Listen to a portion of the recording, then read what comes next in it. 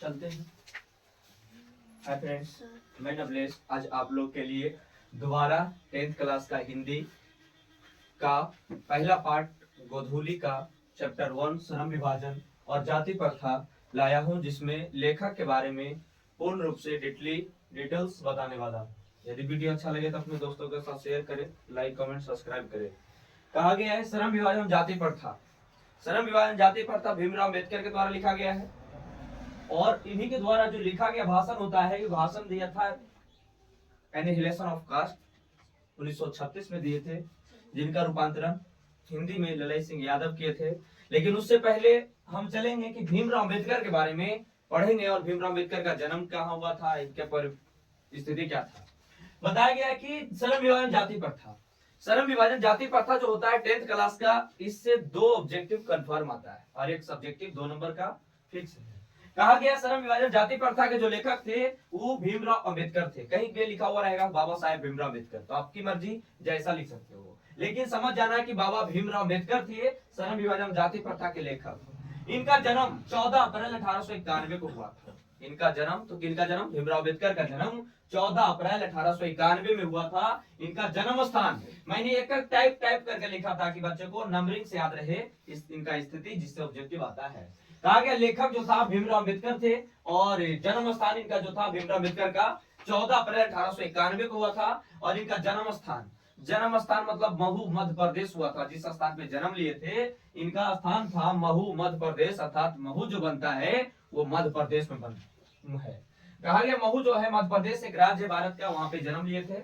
बोला परिवार, इनका परिवार किस स्थिति में था? एक दलित परिवार, अर्थात कहा जा सकता है एक चमार जाति से संबंधित थे, एक रविदास जी से संबंधित थे, जिन्होंने कहा गया एक दलित परिवार था। दलित माने बेचारा कमजोर परिवार था, अर्थात सबसे दलित परिवार में। शिक्षा व्यवस्था इनका था, प्राथमिक शिक्षा गांव देहात में पढ़े थे और गांव देहात से पढ़ के इन्होंने किसी के प्रेरक में अर्थात किसी के प्रोत्साहन में उच्च शिक्षा प्राप्त करने के लिए दूसरे देश चले गए। तो कहेगा सर इसमें विदेश का प्रोत्साहन कौन किया था? तो इनका प्रोत्साहन बड़ौदा नरेश ने किया था। तो कहेगा सर इनका माता पिता बेचारे अपने जीवनी में माता पिता इसके नाम नहीं लिखते हैं। मैंने अगले जो पाठ पढ़ाऊंगा उसमें इनके लेखक माता पिता भी जरूर लिखूंगा, इसमें नहीं लिखे हैं। बोला गया है शिक्षा का प्रोत्साहन बड़ौदा नरेश ने किया था। कहा था कि तुम अगर उच्च शिक्षा प्राप्त करना चाहते हो भारत में, क्योंकि भारत में जाति के प्रति बहुत सारे भेदभाव होता था, जिनके कारण इनका स्थिति पढ़ने में बहुत दयनीय हो गया था। लेकिन अंत में प्राथमिक शिक्षा प्राप्त करने के बाद इन्होंने बड़ौदा नरेश प्रोत्साहन के बाद इन्होंने शिक्षा प्राप्त करने के लिए अर्थात उच्च शिक्षा प्राप्त करने के लिए अर्थात अच्छे शिक्षा प्राप्त करने के लिए न्यूयॉर्क गया, जो विदेश में अमेरिका गए, लंदन में इंग्लैंड गए, यहाँ जा जाकर इन्होंने शिक्षा प्राप्त किया और उच्च शिक्षा प्राप्त किया। तो जो विदेश में प्राप्त करने वाली शिक्षा था उससे इतिहास मीमांसा था, विविधता था, विविधता था। तो कहेगा सर इतिहास मीमांसा क्या होता है? मैंने इतिहास के बारे में पढ़ा। कौन? बाबा साहेब भीमराव अम्बेडकर पढ़े। उसके बाद विधिवेता, मैंने कौन सा कैसे लिखा, कहाँ पे क्या हुआ। फिर अर्थशास्त्र, हमारे अर्थशास्त्र के बारे में पढ़े। फिर समाज शास्त्र, समाज में किस रूप में रहना, इसके बारे में पढ़े बाबा साहेब भीमराव अम्बेडकर विदेश जाकर। तो कहेगा सर इस लोग भारत में शिक्षा नहीं था, शिक्षा था, लेकिन बेचारा दलित परिवार में रहने के कारण इनके साथ भेदभाव होता था, जिसके कारण इन्होंने इनका विदेश जाना पड़ा। फिर बोलता है शिक्षाविद, शिक्षा के बारे में प्राप्त किया। धर्म दर्शन, धर्म के बारे में पढ़ा, अर्थात ऐसा नहीं कि पढ़ लिख कर धर्म को नहीं मानते थे, धर्म को भी मानते थे, धर्म के बारे में पढ़े भी। फिर स्वदेश मैंने भारत से आने के बाद जब लौटा तो भारत में सिर्फ वकालत किया इन्होंने। वकालत मैंने वकील जो होते हैं, वकालत बोलने का शैली बताते हैं। इन्होंने स्वदेश, तुमसे पूछेगा ऑब्जेक्ट में कि बाबा साहेब अम्बेडकर स्वदेश से क्या प्राप्त किए थे, तो वकालत प्राप्त किए थे, अर्थात एडवोकेट बने थे। बोला इनका प्रेरक व्यक्ति, मैंने इनसे जो शिक्षा मिला 3 व्यक्ति था। पहला था बुद्ध, जो बुद्ध बाबा, फिर कबीर, फिर ज्योतिबा फुले। तुमसे पूछेगा कि बुद्ध भगवान के अर्थात कहा जा सकता है कि भीमराव अम्बेडकर का कितने प्रेरक व्यक्ति थे, तो 3 प्रेरक व्यक्ति थे। ये ऑप्शन में आता है डायरेक्ट कि भीमराव अम्बेडकर का कितना प्रेरक व्यक्ति थे, तो 3 गो थे। पहला बुद्ध, कबीर, ज्योतिबा फुले। बोला गया है इनका निधन माने मृत्यु, अर्थात शहीद नहीं कह सकते हो, शहीद होता है सेना, यहाँ पे निधन कर सकते हो। दिसंबर 1956 में हुआ था।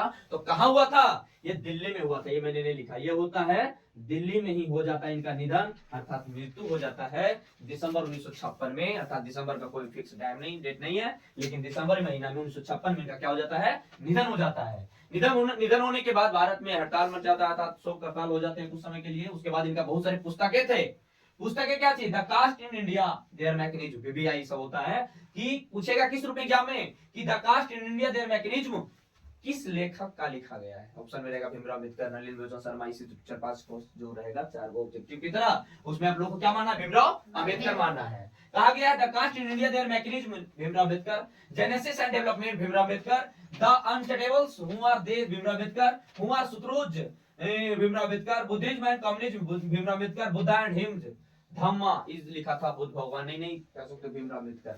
बोला इनके द्वारा दिया गया, तुमसे पूछेगा ऐसे ही पूछ देता है ऑप्शन में, बहुत सारे इस बार जैसे क्वेश्चन उलट दिया था इस बार जो 2024 में एग्जाम दिया है उसमें पूछा गया था क्या कि बिस्मिल्लाह खां का जन्म किस अस्पताल में हुआ था।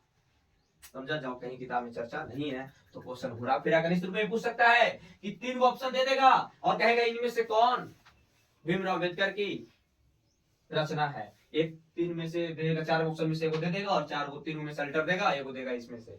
तो आप लोग इस 4 से 7 को है, 7 को याद कर लीजिएगा, 7 बीबीआई है, 7 पूछ सकता है। बुद्धा एंड हिज धम्मा के लेखक कौन है, बुद्ध भगवान, Bhimrao Ambedkar. Buddhism and communism Buddha Bhimrao Ambedkar, who are Shudras Bhimrao Ambedkar. फिर बोला गया है अनटचेबल भीमराव अम्बेडकर। अब सुनना क्या बात है कि इन्होंने सर श्रम विभाजन जाति प्रथा का नाम क्यों रखा, श्रम विभाजन जाति प्रथा, अर्थात श्रम के अनुसार उसका जाति को बांटना ही सबसे बड़ा कार्य गलत है। अर्थात तुम जिस जाति में हो उस जाति के कार्य करके उस जाति का नाम बदल देना ही श्रम कहलाता है। श्रम माने तो रोजगार और विभाजन माने बांटना, और क्या कर सकते हो, जाति माने जो प्रत्येक व्यक्ति का जात होता है, और प्रथा माने रणनीति, अर्थात श्रम के अनुसार जाति का बंटवारा को इन्होंने भाषण दिया था, जिसका प्रमुख भाषण था एनिहिलेशन ऑफ कास्ट, इसका इंग्लिश में कह सकते हो एनिहिलेशन ऑफ कास्ट, हिंदी में कह सकते हो श्रम विभाजन और जाति प्रथा, जिन्होंने हिंदी में रूपांतरण किया था। मैंने लिख दिया अभी, जिनको हिंदी में रूपांतरण किया था ललाई सिंह यादव ने किया था। इन्होंने हिंदी में रूपांतरण करके भारतवासियों को सिखाया कि भारत में जाति प्रथा एक बेरोजगारी प्रथा नहीं कर सकते हो, गरीबी प्रथा नहीं कर सकते हो, सबसे घटिया प्रथा कर सकते हो। इन्होंने जो भाषण दिए थे एनिहिलेशन ऑफ कास्ट, उसमें लिखा था जाति पाति तोड़क आंदोलन, जाति पाति तोड़क आंदोलन, कोई जात कोई पात नहीं, सिर्फ आदमी होना चाहिए, व्यक्ति होना चाहिए, भारत का व्यक्ति होना चाहिए, पाकिस्तान का व्यक्ति होना चाहिए। इन्होंने लिखा था क्या चीज, जाति पाति। कहेगा सर भारत पाकिस्तान के कैसे कर रहा है, तो उस टाइम भारत और पाकिस्तान एक ही थे, अर्थात भारत में भी एक था और पाकिस्तान दोनों एक ही साथ 1936 में था। 1947 के बाद भारत से पाकिस्तान अलग हुआ, लेकिन उस टाइम एक ही था। इन्होंने लाहौर में जाकर, जो पाकिस्तान में वर्तमान स्थिति में है, तुमसे भी पूछ सकता है कि लाहौर वर्तमान में किस देश में है, तो पाकिस्तान में है। बोला गया ललाई सिंह यादव ने जाति पाति तोड़क आंदोलन लाहौर अधिवेशन 1936 में किया था, जिन्होंने लिखा था कि भारत में कोई जाति पाति नहीं होगा। कैसे भारत नहीं, पाकिस्तान कह सकते हो सिर्फ, क्योंकि पाकिस्तान अब भाई मेरा अलग हो गया, भारत अभी अलग है, तो उस टाइम भारत कह सकता था, पाकिस्तान भी आता था। लेकिन मान लिया जाए 1936 का समय चल रहा है, भारत ने जाति पाति तोड़क आंदोलन लाहौर से इन्होंने चालू किया था और इन्होंने भाषण दिया था the caste in annihilation of caste, कोई जात पात नहीं होना चाहिए, तब जाकर भारत का विकास होगा। ये जो मैंने बताया 4 से 7 मिनट का वीडियो होगा, उससे लमसम 2 ऑब्जेक्टिव कंफर्म आएगा, जो लेखक का पूर्ण रूप से है। इसके बाद मैंने कहानी चालू करूंगा। कहानी में लिखा गया है कि भारत में श्रम के अनुसार जाति का बंटवारा नहीं होना चाहिए, जो बाबा साहेब भीमराव अम्बेडकर कहते हैं। जैसे कह सकते हैं क्या कि जैसे एक व्यक्ति का 4 बेटा है, चारों का काम अलग अलग है, तो 4 जात बन जाएगा, ठीक है। लेकिन यदि एक व्यक्ति का 4 बेटा है और वो व्यक्ति जिस जात का है उसी जात में यदि काम करता है, तो उसका गरीबी स्थिति हो जाएगा। क्योंकि जैसे माना कि यदि एक व्यक्ति किसान है तो 4 बेटा पैदा किया है, तो चारों बेटा किसानी में रह जाएगा। जैसे कोई नाई है, कोई कुम्हार है, कोई कुछ रूप में है, उसका कोई बढ़ी है, इस रूप में जाति का बंटवारा करना सुनिश्चित नहीं होता है। व्यक्ति को रोजगार के अनुसार जाति का बंटवारा होना चाहिए। चलते हैं, इसी वीडियो समाप्त होता है। अगर वीडियो अच्छा लगा हो तो अपने दोस्तों का साथ शेयर करें, कमेंट लाइक सब्सक्राइब करना मत भूलें।